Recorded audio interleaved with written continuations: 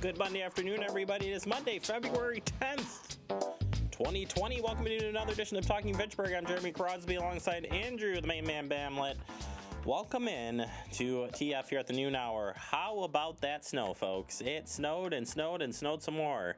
And I don't know that we've had that type of snowstorm yet this year where kind of just went. I mean, we had like light snowstorms where it's just kind of piddle-paddly, but yeah. when it was coming down at times, it was coming down, Andrew. Yes, it was. And how much snow did you get out at the Bamlet barn? Probably about 6. 6? Yeah. Yeah. We had a good amount, 5 to 6, somewhere in there. I'm going with the 6 to 8. Okay. I tried a couple different places when I was looking, estimating here, but I do a couple of driveways in my neck of the woods, and there you go. Yeah, it was a cold one too. I waited till it finished before I got out and snowblowed last night, and it was like storm was past, and it was immediately cold. Like yes, it was. My daughter found that out the hard way this morning when she couldn't even get into her car. The doors are a little frozen, so I had to come out and help get them open for her. So.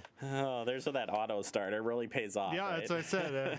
Maybe we should look at a remote start for you. That way you can start your car and. No, she needs to get some more pain. Absolutely. Well, she never goes out and runs it ahead of time. Mm-hmm. She just goes out and then leaves. I'm like, dude, how do you see? And here's a bad one. I'm sorry. I'm calling her out right now. She had no idea what or where her rear defrost was. I'm like, really? Pretty sure we've went over everything. I'm not going to call out her first name here today, but no. We're going to have a little. Andrew, I say we have a one-on-one with her and figure this out. I will. It's like, all right, later I'm sitting down in your car and going through your buttons again since you don't know or what your rear defrost is. She's like, what's that? I'm like, seriously? It's like, that's how you see out of your back window, like when there's ice on it. Oh. Exactly. I knew that was coming. Oh. Yeah. So that was a good time. Yeah, we had to, unfortunately, drive yesterday afternoon for a family gathering, and I saw 2 cars spin out of control. Just going really fast again, or merging. In fact, both of them were merging. Of all things, merging and and then just lost. Just too fast. Yeah, and just spun out. It was slippery out there. Yeah, that was definitely. I know at one point we kind of slid. Got a different type of vehicle now in the Crosby household. It was my first time driving it. I'm like trying it in the snow, and I've drove this type of vehicle before, but I had to test the limits a little bit and. I remember the first time I got an SUV, and you got to test the 4-wheel drive. It was 4-wheel drive, right? You have to. And the first time it snowed, because I got it during the summer, it was the first time it snowed. I was just pumped, like, oh man, I can conquer anything. Young and stupid, remind you. Mm-hmm. And I lived in a part. Grew up in Middleton. I lived in a part where it goes down a hill and to the left. Yep. And so I threw it in 4-wheel drive, not plowed yet. Went down that hill. Got down and started curving. Didn't go and left. Guess what? Well, I went left. As my back end went left, too. Yeah. And spun all the way around into the other lane. Another car was watching me coming down the hill like idiot. Pretty much. Yep. Always a good time. So after that, that was my life lesson on what 4-wheel drive can and can't do. Yes. All right. We got a busy show for you here today. We will talk about the snow here in headlines and look ahead here to the weather. A cold one in store. We'll talk about that. Excuse me. In light of the cold temperatures and snow we just got, now they're starting to pile up. We do want to talk about freezing. Of course, I get all choked up here, Andrew. Freezing pipes and making sure you clean out areas around where exhaust may be coming out. That way it doesn't back up and cause you some serious problems. We'll take a look at an interview we did with All Comfort Services. Kendall will be walking us through that on how to keep us safe here as we go into some cold temps. And then we'll preview the Verona Road Business Coalition annual meeting is coming up this week. Still time to get yourself signed up. It's free, and we'll talk about that with the project manager Cindy Yagi here in just a few minutes. But first, we turn our attention to the weather, and it's going to get clear and dry. And when that happens and there's snow on the ground, unlike how lucky we were the last time, this means cold temperatures are moving in. That's right. Light snow will be back in on Wednesday, Thursday, but the temperatures are on the trend on a downward. So downward. So look out, folks. It's going to get cold, cold, cold. Thursday night, will be the coldest, with Andrew having to bundle up and teach her daughter a little bit more about the cold temperatures. As it's going to be -10 Thursday night, a high of 16 on Friday. And then it warms back up into the weekend, so it's kind of been that little odd winter time here. And yeah, it will be cold. Speaking of the snow, well, where do we stand for snowfall so far this year?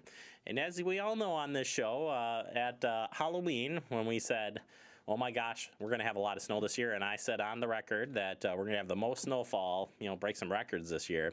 Well, we're well on our way, and here is what it says. So with the snow on Sunday, we are above normal for snowfall for the season through February 10th. Milwaukee has seen 32.2 inches so far, where they're normally at 31, so okay, fine.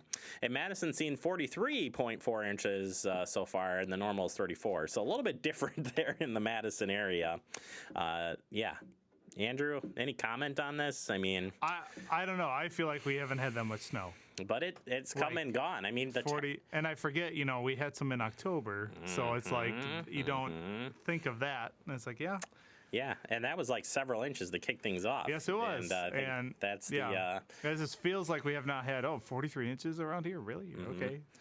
It's hard to believe that. Yeah, well, and if we forget, I mean, when that's happened, it was like snow like every other day in October. Kept so not only did it start, it just kept going. And then we had 2 weekends in the last month where it was like a Friday, Saturday, Sunday events.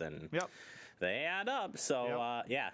Imagine taking... It's in spurts instead of just a continuous little amount. I wonder if we were to look at what up north, like if they're up north there. I always have to say that. Up north, Wisconsin. Just got to cut myself off, but they must be above their normal they've average. Had a lot. They've been hit repeatedly. Yes. And it didn't take too far. I mean, you got up into the Dells area. I heard somewhere in the 10 to 12 inch range for snow. So one of those snows where it was, depending where you were, you got a lot or you got not a lot, I guess.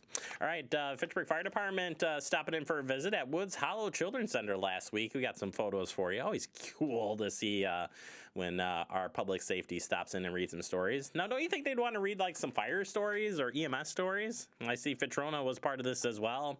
Taking time to read or making time to read. I like that as the hashtags there. Pretty cool. When it's so cold out and you can't go out and see the trucks, why not read a book? So nice of them to take the time to do that. All right, Public Health of Madison and Dane County wants you to avoid stereotyping. We're talking about the coronavirus here. It says here, this was a statement they said, while not sharing information about the person who has coronavirus, because that they are protected with health information based on the current information. Immediate risk for the virus in Dane County residents is considered to be low at this time.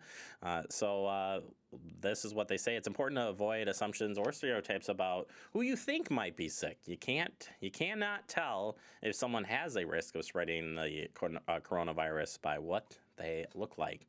It's got some similar things, just like the flu. So we'll keep you up to date on this, but this has been part of their outgoing message as they've been sharing this information. All right, finally, Social Security Administration are warning that there's been an alarming number of scams here in Wisconsin. Scammers will go to great lengths to look like a legitimate government organization to trick you out of personal information. The Social Security Administration offers tips to make sure you stay safe. They say here, Social Security will never threaten you to or arrest you with legal action unless you immediately pay a fine or fee, promise a benefit of increase or other assistance in exchange for payment, require payment by a retail gift card. We've talked about this, Department of Ag, Trade, Consumer Protection. Yeah, you don't pay by gift card, folks. Or send official letters or reports containing personal identifiable information via email. If there is ever a problem with your Social Security number or record, in most cases, Social Security will mail you a letter. If you do not need to submit payments to Social Security, the agent will send you a letter with instructions on payment options. More information, check out our past interviews we've done with the Department of Ag, Trade, Consumer Protection. They've got a lot of great information. All right, that does it for our headlines. Coming up next, we're talking about the cold weather and keeping you safe when it comes to your at-home heating. We'll talk about that next. But before we do that, here's a look at the meetings coming up this week.